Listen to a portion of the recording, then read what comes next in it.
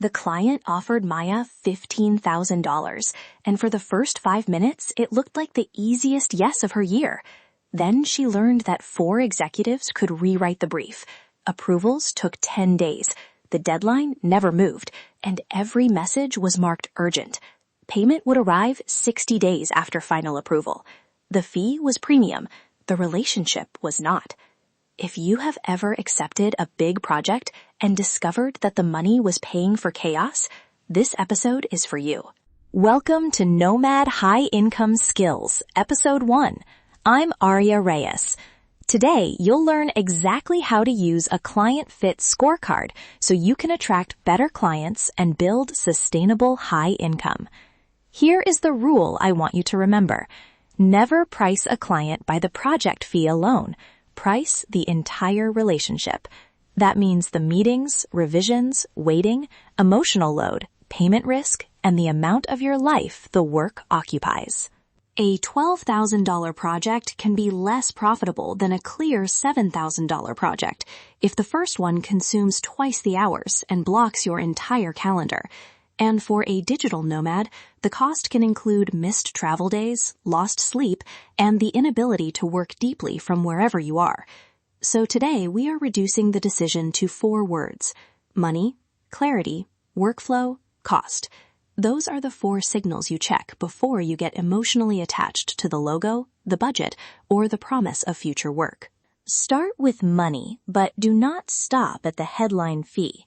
Ask what business outcome the project supports, why it matters now, what budget has been approved, and how success will be judged. We want it to feel better is difficult to scope. We need more qualified demo requests from this channel over the next quarter gives you a real business reason and a clearer basis for premium work. Money also means payment reliability. Who approves invoices? What are the payment terms? Is there a deposit or milestone structure? Our process is complicated, but everyone gets paid eventually is not a reassuring answer. Eventually is not a payment term. Protect the relationship with written terms, an upfront payment when appropriate, milestone billing, and a clear pause if an invoice becomes overdue. Then, estimate the real workload before you quote. Include delivery, research, project management, meetings, revisions, waiting for information, and a reasonable uncertainty buffer. A $5,000 project that takes 25 hours is a different business decision from a $5,000 project that takes 70. Your effective rate is not a moral judgment. It is the number that tells you whether the project bought you freedom or rented your entire month. Charge what you're worth and understand what the work is actually worth to your calendar. Next comes clarity. Who makes the final decision? Who gathers feedback? How many people can request changes? What does approval mean? If 2 stakeholders disagree, who resolves it? You are not being difficult by asking these questions. You are discovering the workflow you will actually be paid to navigate. Watch the prospect during the sales process too. Do they answer directly? Send materials when promised. Separate preferences from requirements. Their behavior is not a perfect prediction, but it is evidence. Now, test workflow. How are meetings scheduled? Where do files and feedback live? What response time do they expect? How are urgent requests handled? A remote engagement can work beautifully across time zones when there is one source of truth, one accountable approver, written feedback, and agreed response windows. If every small decision requires a live call, your travel days and deep work blocks will disappear. Flexibility is not the same as disorganization. You want freedom with structure. But what if you need the money? You do not have to pretend a risky client is a good fit, and you do not always have the luxury of saying no immediately. Score the risk honestly. Shorten the scope. Require an upfront payment. Set a firm end date. Negotiate the condition that matters most. A borderline client may become workable when the process improves. The scorecard is not a rigid formula. It is a negotiation and discovery aid that helps you see the trade-off before you make it. The final signal is cost, specifically energy cost. Rate the prospect from 1 to 5 in 5 areas: urgency, emotional load, meeting demand, ambiguity, and time zone friction. 1 means low friction. 5 means high friction. How often will everything become an emergency? Will you spend time managing anxiety or conflict? How much of your week will disappear into calls? Are the goals clear? Will collaboration require sacrificing sleep? For this part, lower is better. A total of 7 is very different from a total of 20. A high-cost client may still be worth taking, but the fee and boundaries must pay for that burden. Decide your maximum acceptable score before the exciting prospect appears. Otherwise, prestige and validation can make you negotiate against your own well-being. A client is not truly premium if the relationship requires you to become permanently available. So how do you actually use the scorecard? 4 scores, 1 note of evidence beside each score. Rate money, clarity, workflow, and cost from 1 to 5. For the first 3, higher means stronger fit. For cost, higher means greater burden. Do not write, this feels risky.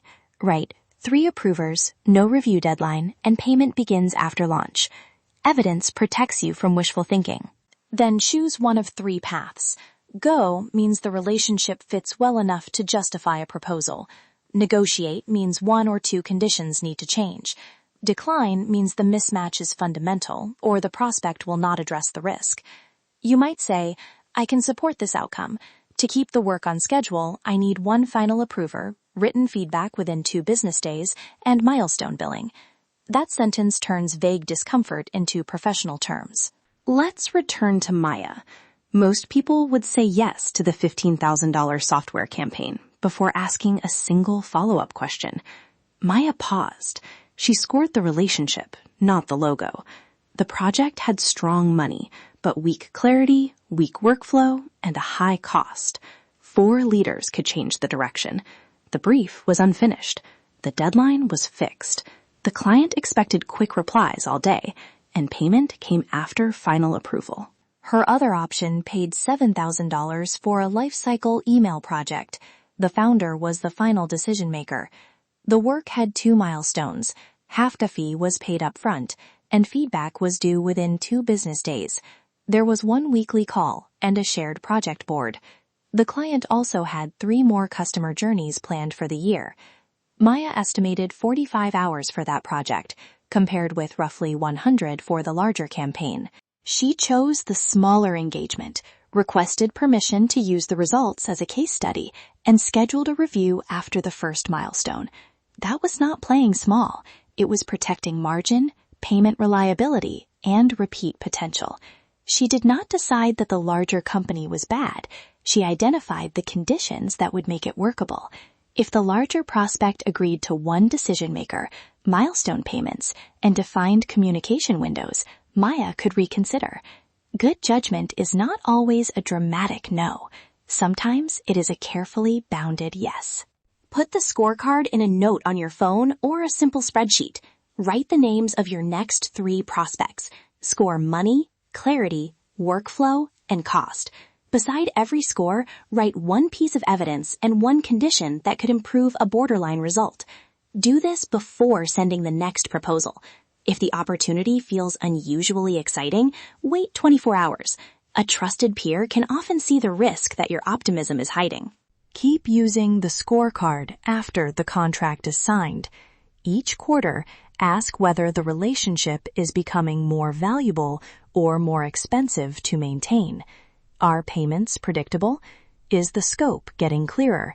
Are meetings under control?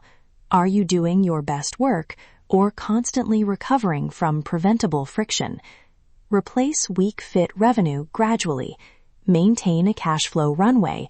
Strengthen your pipeline and raise your standards as your options improve. Remember the rule. Price the entire relationship. Look at money, clarity, workflow, and cost. Then choose go, negotiate, or decline. Your best client is not simply the one with the biggest budget. It is the one whose value, communication, operating style, and demands allow you to deliver excellent work repeatedly.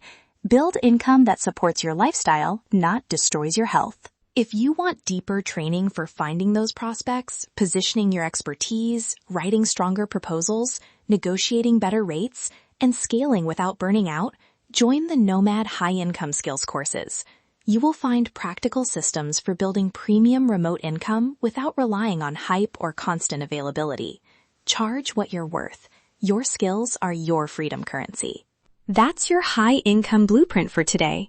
Take one action this week and start seeing results.